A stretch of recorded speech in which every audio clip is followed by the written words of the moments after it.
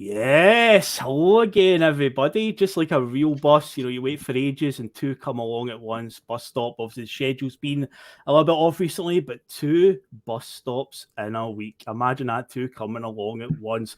Episode number 13 of the bus stop. Unlucky number, unlucky for some, maybe unlucky for some tonight, to put it lightly. But yes, here we are again. Of course, I am Phil, and I'm joined by the main man on the bus, the main driver himself, Russell Bhoycie. How are you doing this fine Saturday night, Russell? I'm just disappointed, Phil. To be honest with you, I thought it'd be three of us because I thought it'd be me, you, and the Celtic podcast MP, our local MP, Red Scotland. I don't know what he is. He's probably too busy typing another essay. And by the way, I hope he gets whatever grade it is he's going for. Higher Celtic podcast, speaking for the Celtic community. I don't know who he thinks he is these days, but Red Scotland, there is an open invite any day of the week, twice on a Sunday. Come on, mate. I would love to hear your views, because one thing that really gets me with people like him, he's jumped on a bandwagon, and that's fine. Back the wrong horse all you want. That's okay. But it's funny when you see it from my point of view. I'm like, he's joined up dots in a timeline that are so far off, so fucking miles off the money. He's no idea what he's talking about. He is clueless. I have offered this guy because I know he thinks he's what is he called? The demigod. A demigod. He's demigod of Celtic podcasts. He's self-proclaimed, the guy who, sort of invented commenting on Celtic chats. Good on you, mate. Well done.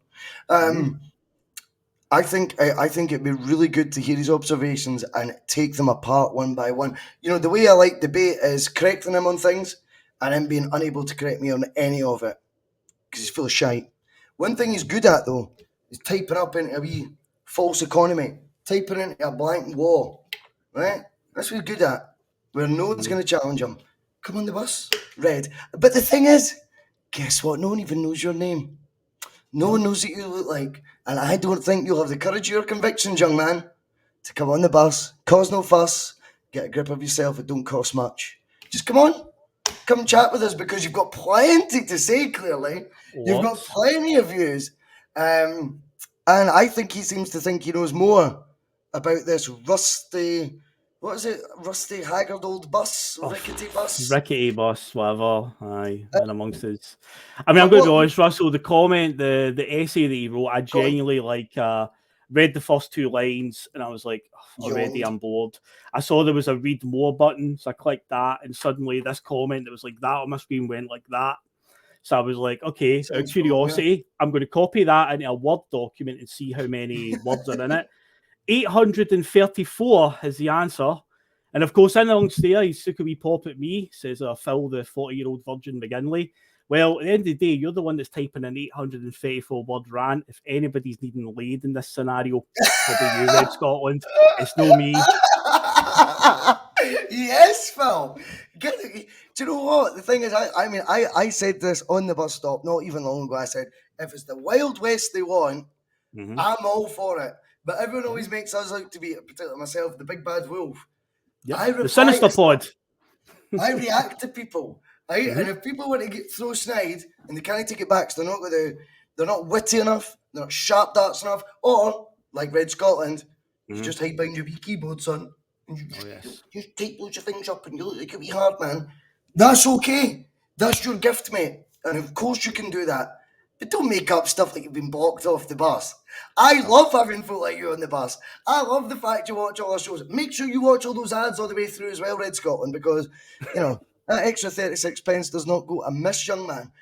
But when he gets into the murky waters of this man tries to divide the Celtic support, wait a minute, you're inflating my ego. I'm fucking Bhoycie, I'm an idiot. I don't know anything about anything, remember? You can't have it both ways. I don't think I'm capable of, like Moses parts in the water. There's Bhoycie separating the Celtic support. Fucking shut up, mate. Nobody cares. It's just nonsense. And you know what? The offer is there for you to come on and challenge you on anything I say. And if you don't like the fact it's pre-recorded, you're welcome to come on live. I'll have you on live any day of the week, mate. And I will talk the socks off you. And I will... The fact of the matter is, I know everything that he thinks he knows about when it comes to this beef. Yes. Right? His timeline of events about the live show to when we were called Wankers is laughable, Phil. He's so miles off it. The live show went and was gone, and there was beef briefly between me and Del about the live show. After that, mate, Del was asking to come on this bus. I know you didn't know that, Red. I know you didn't know that. I can verify it all by time. You know the times. I can tell you the exact episode of Bustalgia. We did Martin the Neil month in October. It was the Seville episode, the 02-03 season. There we go. About 2.5 hours deep into the show, as usual on Bustalgia. It was a meaty show. We're coming up to just talking about the final at that point, and that's when you get a message on WhatsApp from Dale, who was in live chat, saying, "Any chance I can jump on?" But which I didn't see it until after the show was over. And I had no problem with, I was like, oh, it's quite nice that he's asked to come back on after he left. Sound, sorry, I missed it, mate. These are the facts. The live show was 6-7 weeks before that, Red. And I know you didn't know that because you've not joined us all up properly. But in your 834-word rant, it's Phil, funnily enough, typed up, the amount of insults you managed to lay there. Yeah. Yet your beef apparently seems to be like other people throwing insults offends you. Well, I've been doing a wee bit of digging. I've had a wee look, Phil, around other pods and where else Red Scotland may or may not have commented. Did he mention something about Botox Tuesdays? Is that? He did. On Red Scotland. Another Celtic pod. And when a female contributor left the pod, did he say something along the lines of, "That's one down, another one to go"? Was that him? That was indeed. Same episode, same live chat. And I'd just like to make sure that it's not just me, giving out the insults, and I mean, I don't even give out insults. Mine's just a bit of banter. I think nobody cares. I slag myself more than I slag anyone else. Let's get that fucking right. He's in there in cahoots with dates people. They literally got a bald guy to wear a blonde wig to slag me off. That's how rent-free I live. And he's typing up like a party political broadcast about it on this wee higher moral high ground, a high horse, wherever he's on. The guy's making a fool of himself. But what you do with these people, Phil, he wants to slag you. That upsets me because I don't like that. I don't mind what he says about me. In fact, I like it because it means I can give a bit back, and I do kind of like this bit. I don't deny that. I mean, it is what it is. People say, we fought for freedom of speech. That's fine. He's got his freedom of speech, and so have I. But when it comes to slagging my pals, all right, sound you want to call Phil that? No bother. How is that fair? When what you're accusing me of being like totally harsh, just saying stuff I've said has been totally harsh and really against the grain and not Celtic minded and all this bullshit. Yeah. You're allowed just to throw out terms like he's a 40-year-old virgin. That's all right. Have a look at yourself, Red. And by the way, see if you want to talk about, that sort of stuff. I mean, if you want to talk about shagging, mate, I mean, really, really, Red.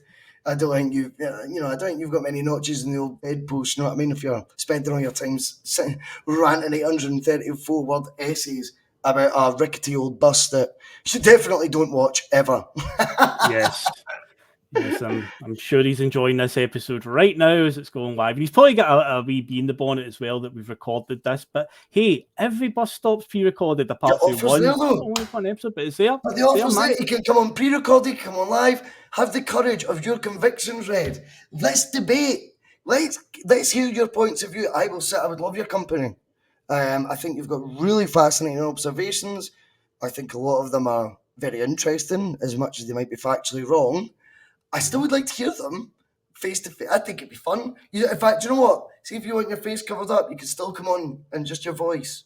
And if you want us to dub over your voice so no one knows it's you, we could do all that shit as well, mate.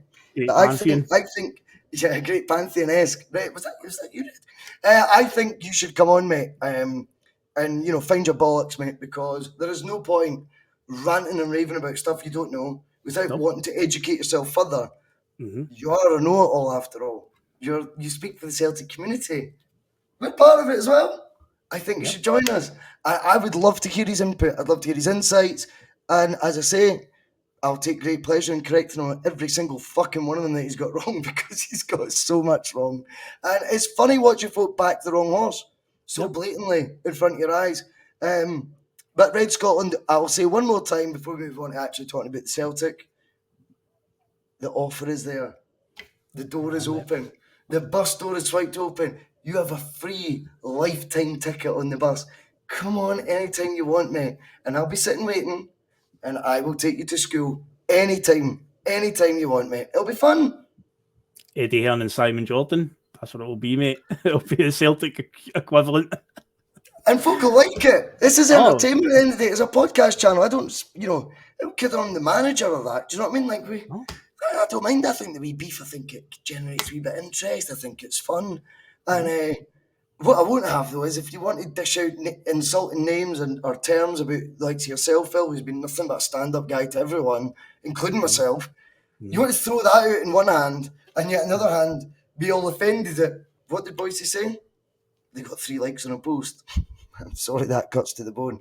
But that's the reality. I've never said anything about wankers or being chopped up. That's the Bhoycie backs. And when he wants to throw about labels like that, God bless him. And as I say, welcome on anytime, Red Scotland, Green Scotland, Yellow Scotland, whatever fucking colour you are, mate. You're welcome on, mate.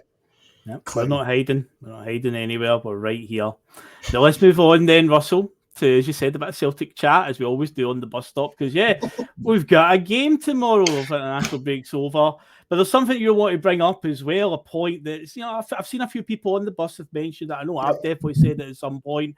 But once again, we found ourselves in another position where they got to play again at the start of the, to start the weekend. And once again, it's back to 6 points. So again, their highlight of the weekend is, we got it back to 6 points. Well, hopefully tomorrow we'll just go back and push it back to 9 points. It's getting a bit tiresome now. And so these fixtures, these TV fixtures are not decided in August. These get done like a month, 2 month out. So ever since January, we came back to the World Cup. It feels like Rangers have played before us.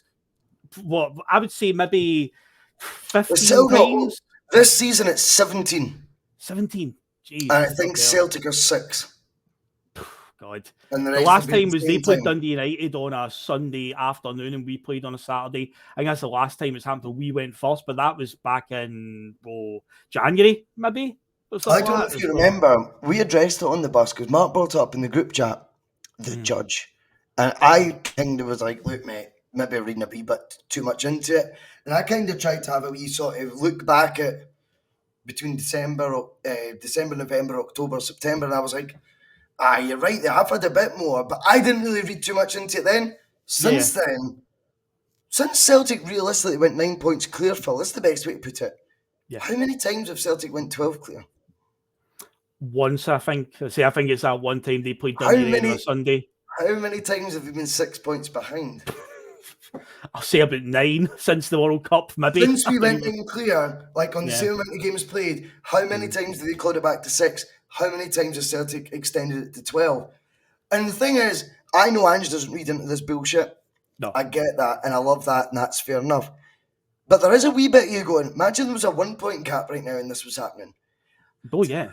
It'll be a hell of a lot more upset in the ranks. It's good that we've got a well-oiled machine at this moment in time. But that doesn't mean at the same token, we should just be turning a blind eye to all this and basically going, oh, well, it's okay because we're doing shit hot. Because that'll turn at some point, one of the years down the line. Once you give these bastards who run it enough rope, or give them an inch, they'll take a mile, basically, is what I'm saying. Right? So if you go, we got away with that. Look how many times we got away with it last 17 times Rangers. In fact, it's going to be more than that by the end of the season, right? Rangers have played before us. That 20 times, which I'm guessing it will be by come May, that could be 20 again next year. 20, 21 the following year. Like, it's a wee bit naughty what we're seeing because the law of averages comes into it. People might not want to accept that there's prejudice going on or there's, a wee bit of sleight of hand here. Okay, sound. But I'm also would say be acutely aware to the disparity in these numbers. Because to me, it is something I think people are now beginning to shine a wee bit of a torch on. And if it looks like a duck, quacks like a duck, it's a duck. And I think when you're looking at that, you're going, that doesn't happen often in our 2-horse race, that the chasing team would have been able to close the gap that amount of times, Yep. and the rivals be able to extend theirs that lack amount of times, normally it would meet in the middle and no one would even bat an eyelid to it. Mm-hmm. The reason it's been highlighted now is because it's such a gulf. I've said that about 14 times last Monday. But because there is such a gulf in the numbers, that's why folk are now beginning to go, hold on a minute, what's happening here? And conveniently, it does push the narrative as well ahead of the 8th, because suddenly the pressure's ramped up again on Celtic. We were to lose tomorrow. Now, remember, no one's seen us losing at St Mirren. I don't think we will. But, notwithstanding that, we lost at St Mirren when I didn't see that coming. You didn't see that coming. Right? If the same were to happen, lightning was to strike twice, and that happened tomorrow, we'd be going in to the first of 2 derbies still to go between now and the end of the season with only a 6-point gap. And that word that is invisible in sport, momentum, suddenly shifts. Yes, everything ramps up. The media pressure ramps up. That is what would happen. So, does it get to a point where you start going, well, hold on now. How come the title leaders and the biggest show in town, the biggest viewing numbers that the TV companies get are Celtic from Scottish football, undeniably? How come they're always the B-side, effectively? Do you know what I mean? That's what it looks like now. And when does that then start getting challenged? I'm not saying it's a conspiracy, by the way.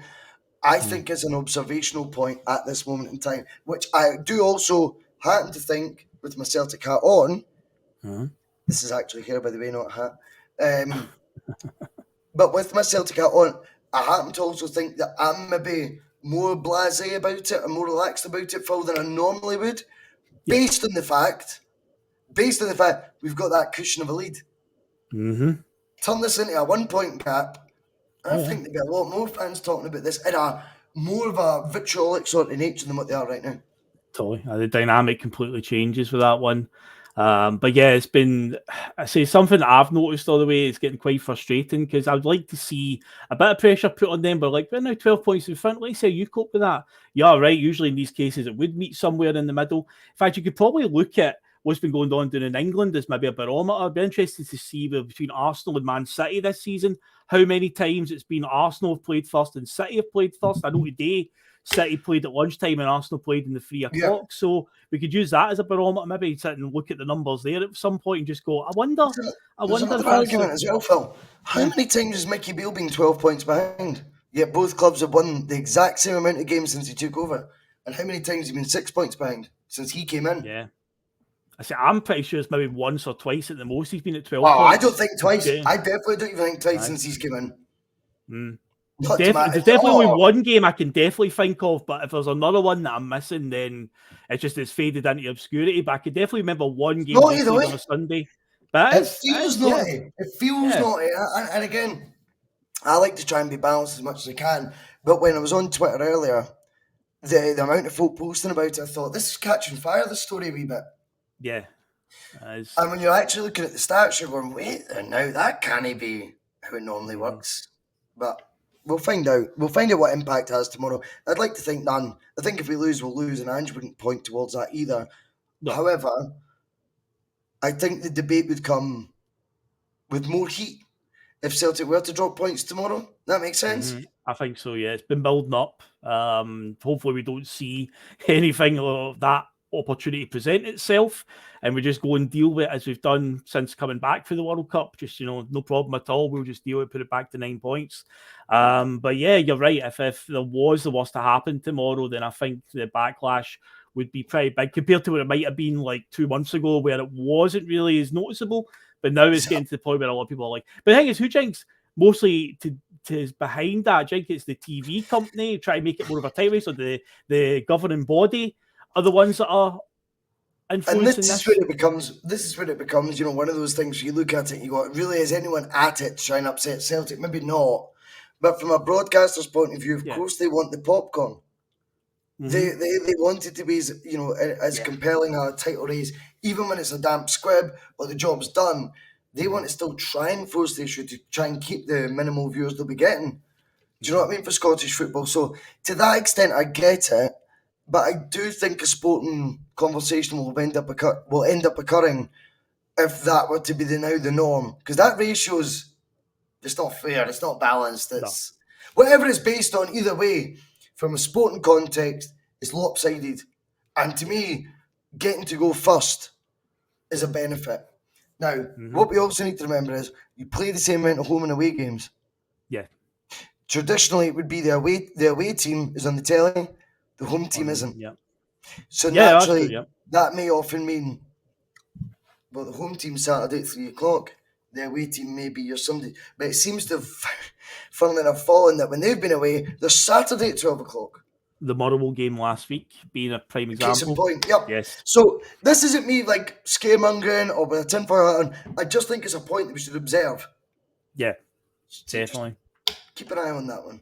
And we'll see what happens. will But do. I still think we'll slap Ross County silly on Sunday anyway. And I think roll the 8th. There's no more hiding places. We've got to play at the same time because you're playing the best team in Scotland. It's not getting away from it then. No, can't escape us at that point. But yeah, tomorrow I'll be expecting Ange just to take the team up there and just, professional job, just get it done.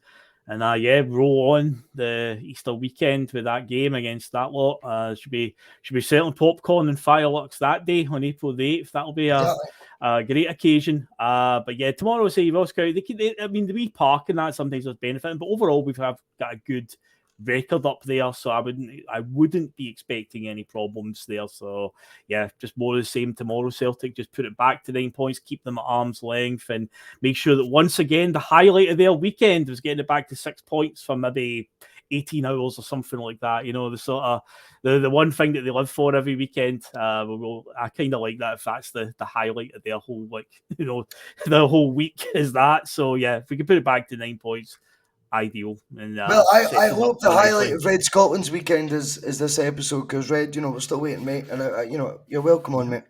Yep, and of course he is tagged on a community post, because he claimed he's blocked on this channel, but if that was the case, you can't tag him, so he's tagged. So again, and why would I block him? He's one of my favorite commenters. Yeah. Oh yeah. If I've got fucking half a month to read one of his posts, then he's welcome to comment. Do you know what I mean? And anyway, I wish him all the best. I hope the exam results, when they come in May, he gets an A+. See you later, Red. Yes, indeed. So, yeah, that's been an explosive bus stop. Episode number 13. I'm lucky for some. But yes, we will now head off tomorrow. You are doing the Sunday Blether, Russell, with Mark.